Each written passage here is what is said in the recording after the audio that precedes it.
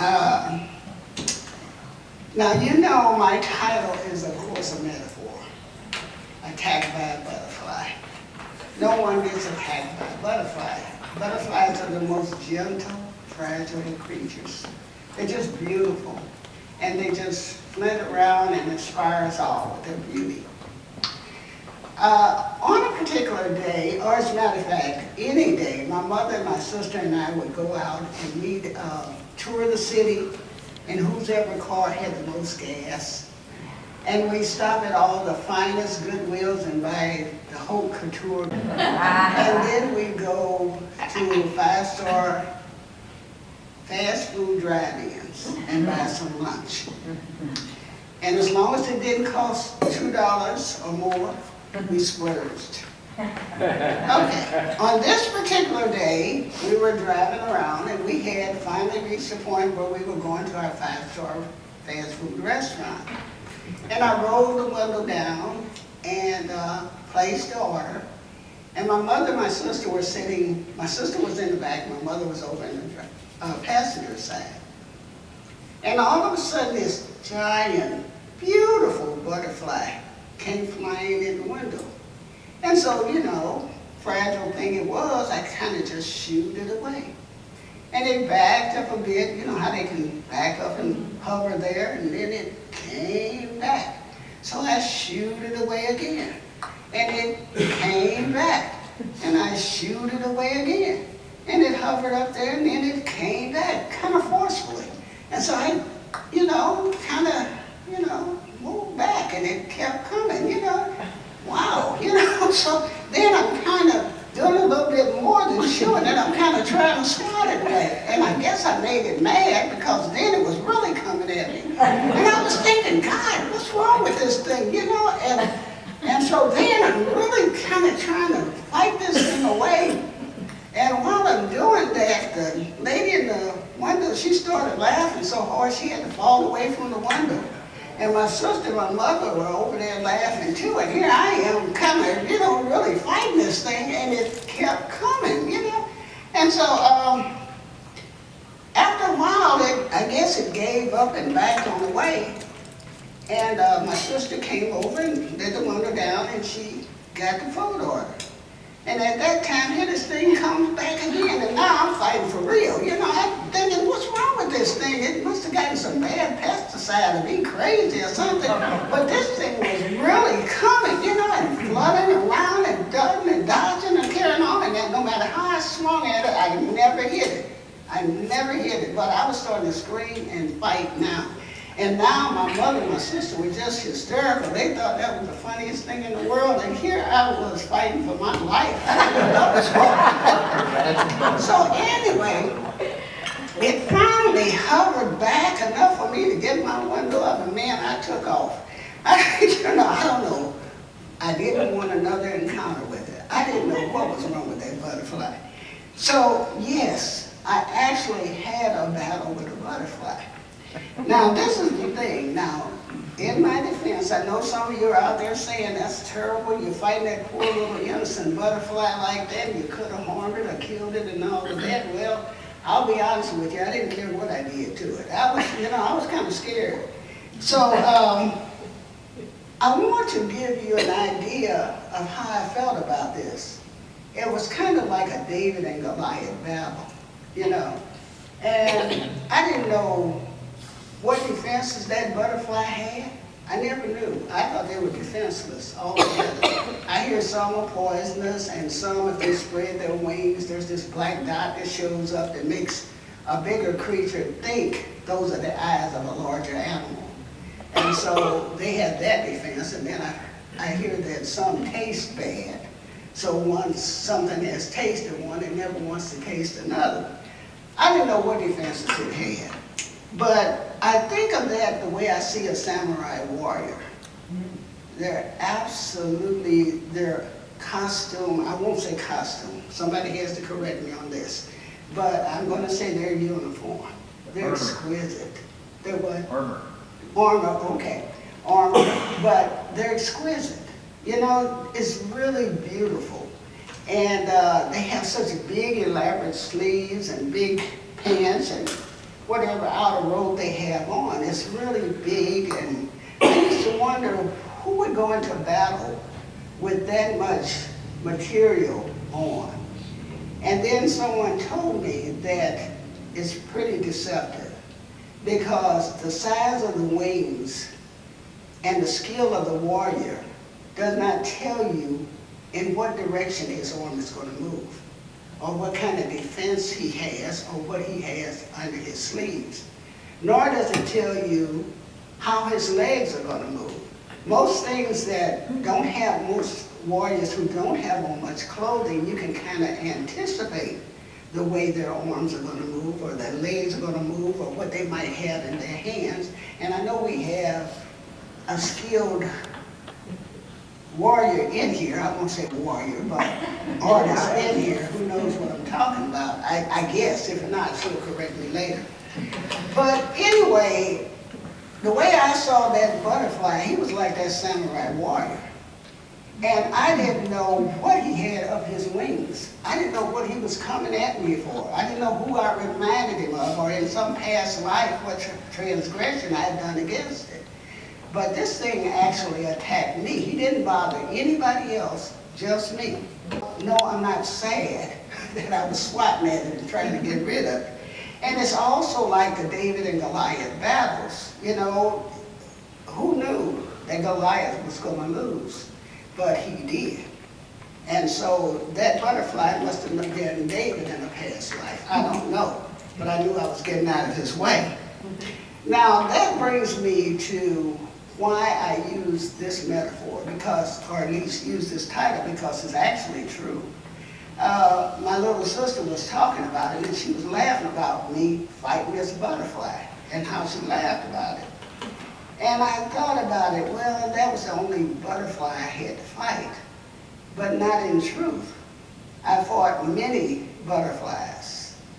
But I come to see a butterfly as anything that comes at me and persists in coming at me, that starts off gently and deceptively, and then in time it becomes more forceful, more determined, and more aggressive.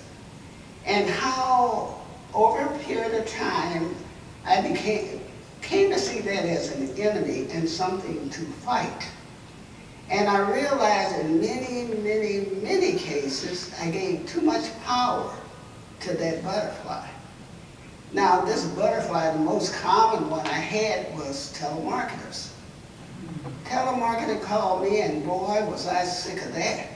You know, they'd call you and they start off nice and sweet and talk like they knew you from forever. Hey, Marvene, how you doing? I hope everything's well. Who is this? You know, and they tell you their name like Sue or Jane. Sue who or Jane who, you know.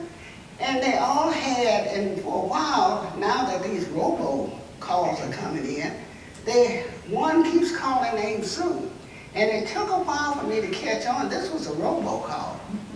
You know, and here I am trying to carry on a conversation with this robot, you know, so. And they have them timed just perfectly so that they'll say, well, how are you? And then they'll wait as if they actually care how you respond. And I thought, now, you know, I got better things to do with my time than to sit here and listen to this robot. So, you know, I get angry and get frustrated because I have calls that come to me. I have a grandson who's learning disabled, so I tend to take all calls, even when the phone says a scam call, because there have been some scam calls that were actually, they said scam, that were actually important calls. So I take all calls. But here I am listening to this robot, and I used to get mad, slam the phone down, and walk around. I got better things to do with my time, and I'm not going to, you know, and then I started thinking to myself, you know, this is kind of ridiculous. They have all the power. I'm giving it all to them. And I'm reacting in this way. And I'm supposed to be this deeply spiritual person, you know, and all of that. And here I got all this to say when I get off that phone.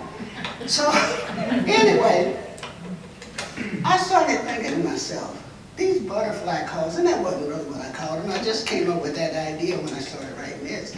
But I started thinking to myself, you know, I never did with that butterfly was play with it. Everything was about defense and combat and protecting myself. And usually I pick up these calls with that same notion. I have to defend or protect or fight something. And why should it have all the fun? Why shouldn't I have some fun too?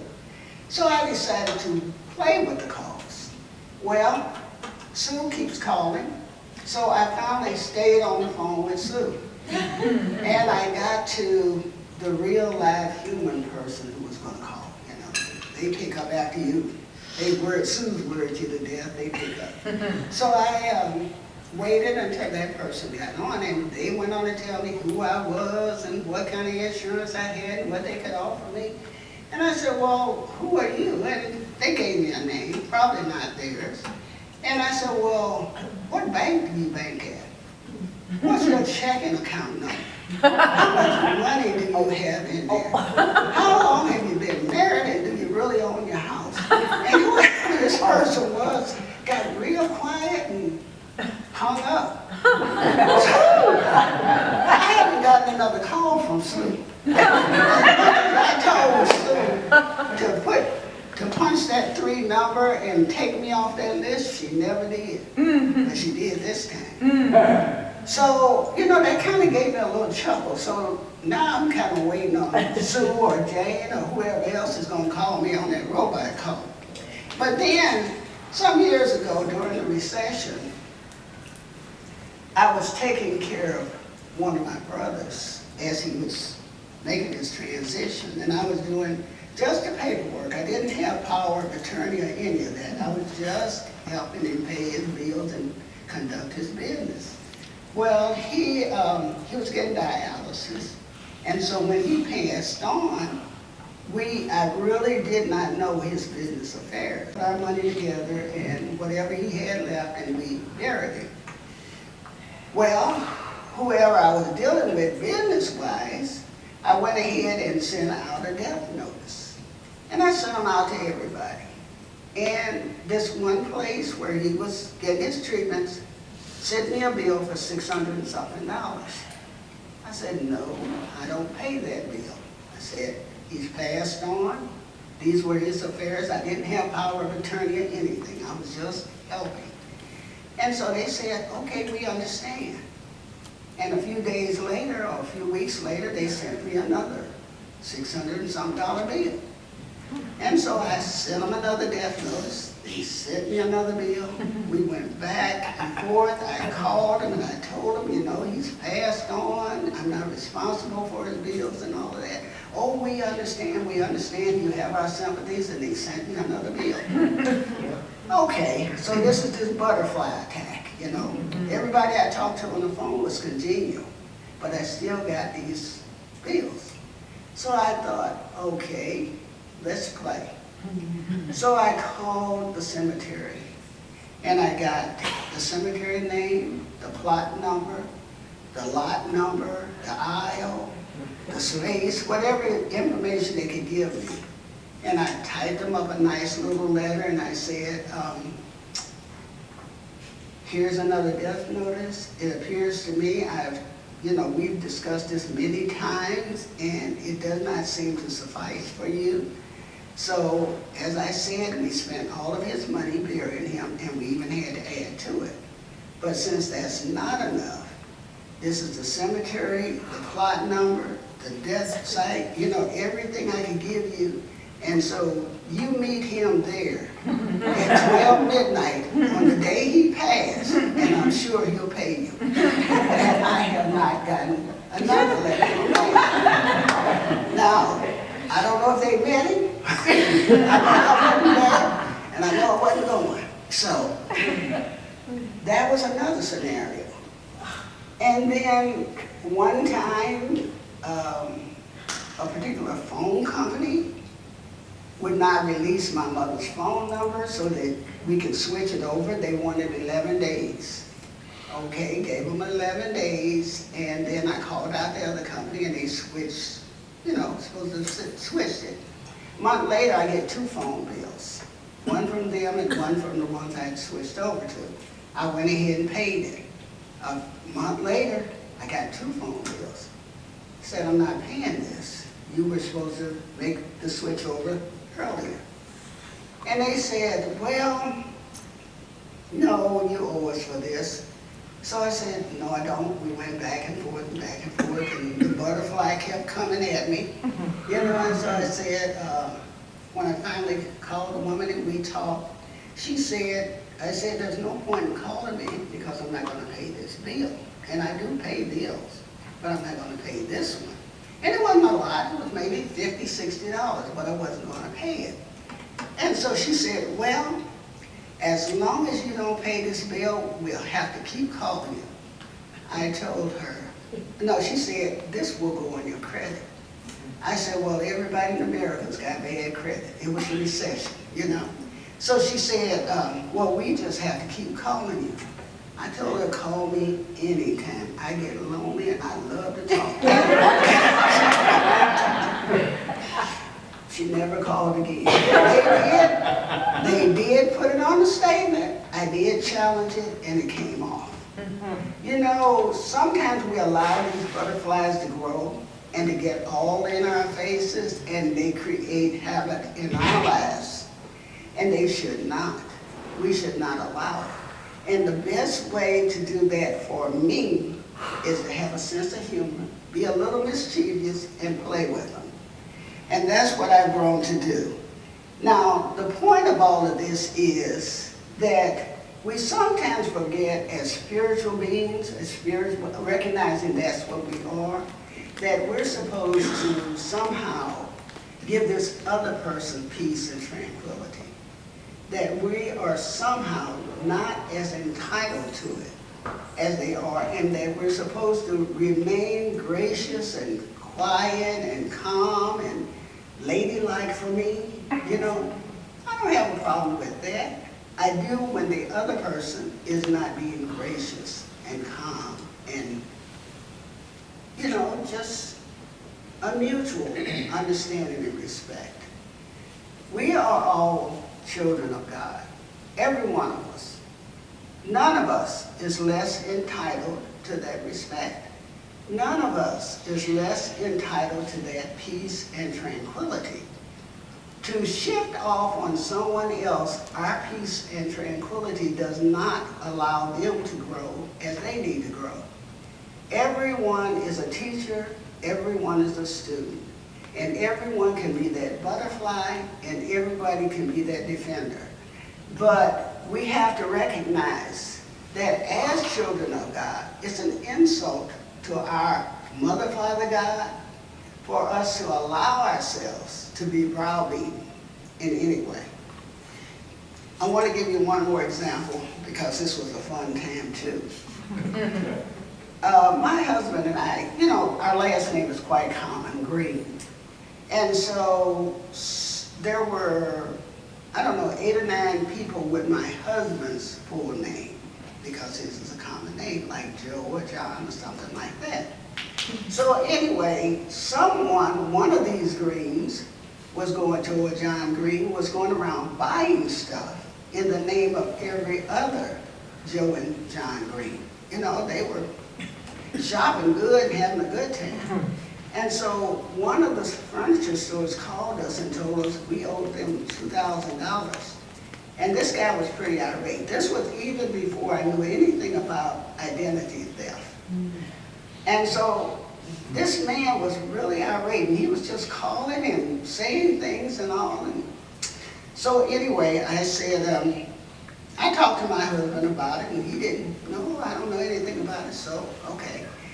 But anyway, the man kept calling, and I kept explaining to him there are several other Joe or John Greens in there. You know, you need to look up them. And he insisted it was us because I guess he gave our phone number. So anyway, after a while, and I couldn't convince this man, and he was getting pretty rude, I finally got a call from him, from this butterfly, and I said, hold on a minute, let me get my husband. He said, okay. He held onto the phone. I sat down and kept drinking my coffee and reading my book.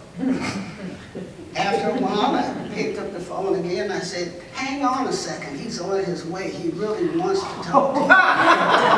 Put the phone down there. And then I picked it back up. He'll be here in a second. He wants to talk to you. Just hang on another second, okay? Then I said, please continue to hold. Your call is very important. You are the number 76 caller, and we do want to speak to you. Boy, you could hear that man in Montana. He was so loud and screaming so on that phone. But I felt like, why should I be the only one upset here? Let's share the joy. Let's everybody get a piece of this.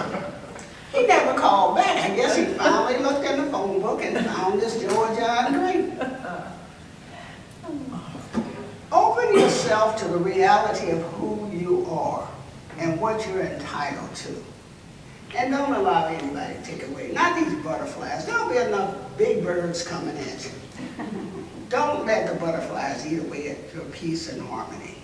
Because when you teach others, you teach them to look for peace and harmony too.